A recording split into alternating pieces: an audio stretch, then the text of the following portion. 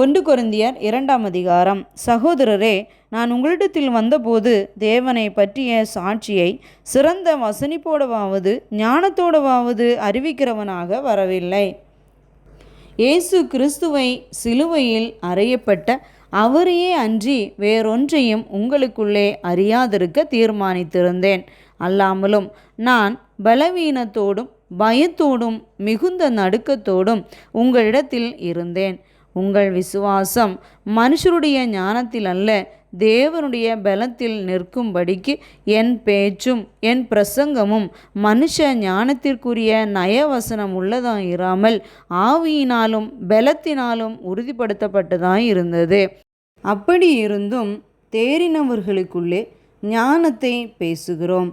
இப்பிரபஞ்சத்தின் ஞானத்தை அல்ல, அழிந்து போகிறவர்களாகிய இப்பிரபஞ்சத்தின் பிரபுக்களுடைய ஞானத்தையும் அல்ல.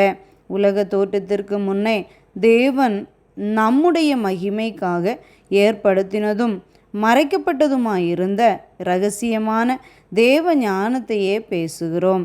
அதை இப்பிரபஞ்சத்து பிரபுக்களில் ஒருவனும் அறியவில்லை.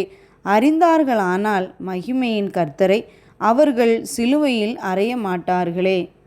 எழுதியிருக்கிறபடி தேவன் தம்மில் அன்பு கூறுகிறவர்களுக்கு ஆயத்தம் பண்ணினவைகளை கண் காணவும் இல்லை, காது கேட்கவும் இல்லை, அவைகள் மனுஷனுடைய இருதயத்தில் தோன்றவும் இல்லை.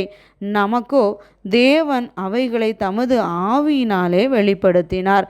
அந்த ஆவியானவர் எல்லாவற்றையும் தேவனுடைய ஆழங்களையும் ஆராய்ந்திருக்கிறார்.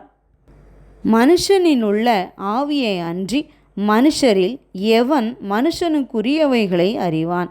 அப்படி போல தேவனுடைய ஆவியை அன்றி ஒருவனும் தேவனுக்குரியவைகளை அறியமாட்டான். நாங்களோ உலகத்தின் ஆவியை பெறாமல் தேவனால் எங்களுக்கு அருளப்பட்டவைகளை அறியும்படிக்கு தேவனிலிருந்து புறப்படுகிற ஆவியையே பெற்றோம்.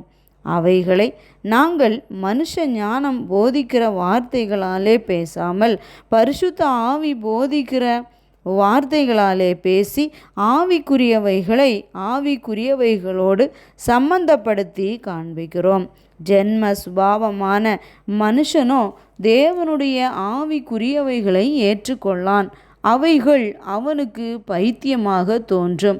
அவைகள் ஆவிக்கேற்ற பிரகாரமாய் ஆராய்ந்து நிதானிக்கப்படுகிறவைகளானதால் அவைகளை அறியவும் மாட்டான். ஆவிக்குரியவன் எல்லாவற்றையும் ஆராய்ந்து நிதானிக்கிறான். ஆனாலும் அவன் மற்றொருவனாலும் ஆராய்ந்து நிதானிக்கப்படான். கர்த்தருக்கு போதிக்கத்தக்கதாக அவருடைய சிந்தையை அறிந்தவன் யார்? எங்களுக்கோ கிறிஸ்துவின் சிந்தை உண்டாயிருக்கிறது.